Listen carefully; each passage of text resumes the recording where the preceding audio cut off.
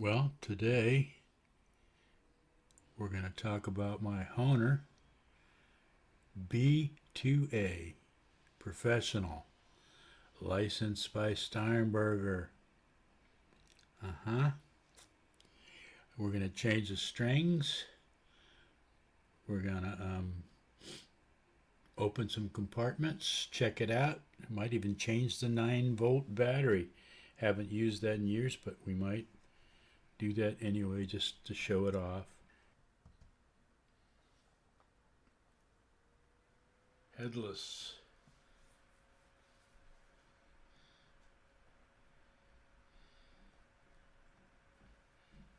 There you go. Headless. Down here is your tuning mechanisms. Well, here's the back side. This is a battery compartment which we'll open up, and this is a pretty much, I guess, where all the electronic connections are made. I think we'll go ahead and take a look at that too. Here's the little, that's how you, if you're sitting down playing it, battery compartment.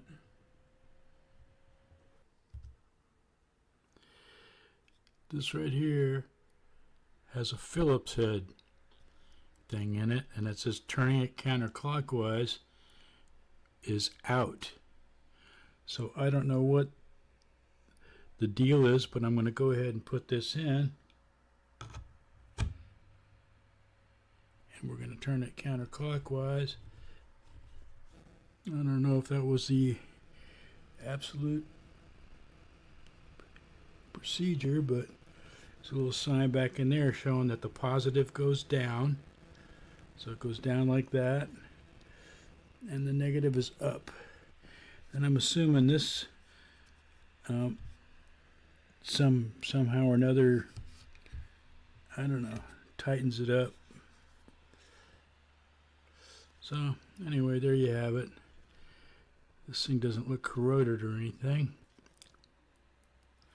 Deader than a doornail, though. I will test this, and we'll see about putting a new one in. Well, I couldn't find a 9-volt battery. I'll have to go to the store and get one of those.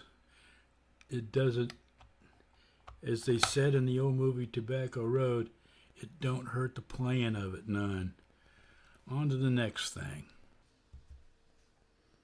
Swiffer.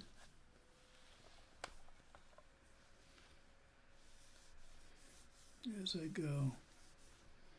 This thing really does look like it's in good shape. So I'm going to take this cover off so we can take a look at the internal parts of this. Alright. I had to switch screwdrivers again because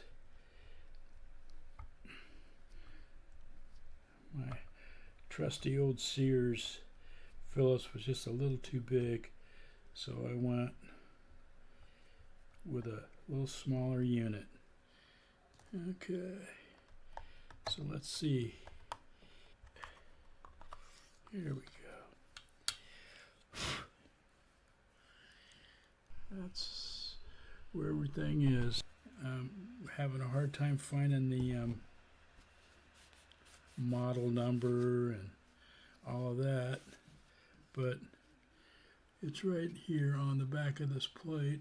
I know it's really almost impossible to see, but yeah, there it is. You can get it reflecting in the light here. My professional studio lighting isn't the greatest. Anyway, you know, I found that and I looked it up. 1989 model, I believe, is when it was built. Anyway, I'm going to put this back on and then on to the next step or thing.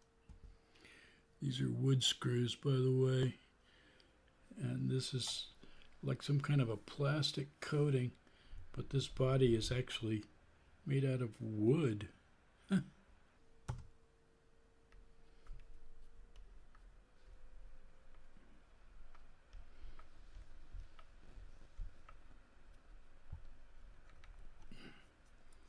All right.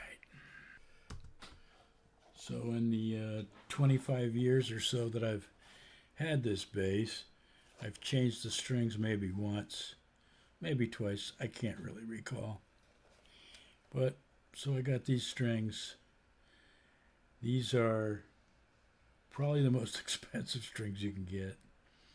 Now, strings for these Steinbergers are fairly expensive no matter who you get them from, because they're, double rounded. The nut on the end that holds the string is at both ends.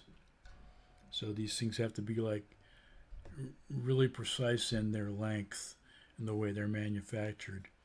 So I can see where they should cost a little bit more. But these strings were ridiculous. And I shopped around for them. I was saying I wanted the best strings, Now I didn't want them to rust or flake or do anything like that. The strings that I put on there, I'm sure were the cheapest ones, like Slinkies or something like that. I guess you can kind of see the difference in the heads. One goes at the bottom, and one goes at the top. I'm assuming the big one at the bottom and the small one at the top, but once I take one off, we will see. Now this is the E string I'm going to change. Okay. There it is right there. See, I undid it, and this whole thing just slides out, and then you just pull this out. It's a little trickier, but it just slides out too. So yes, the big one at the bottom and the little one at the top.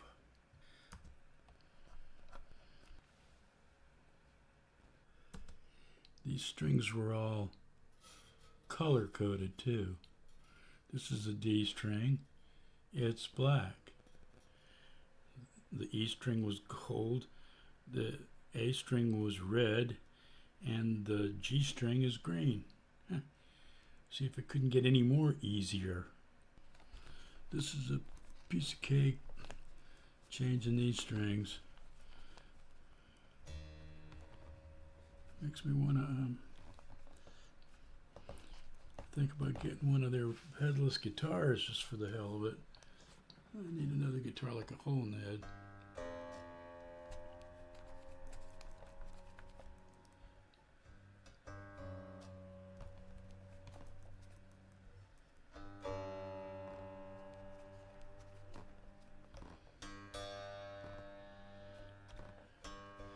Well, it's pretty close before I can get a tuner on it. All right. So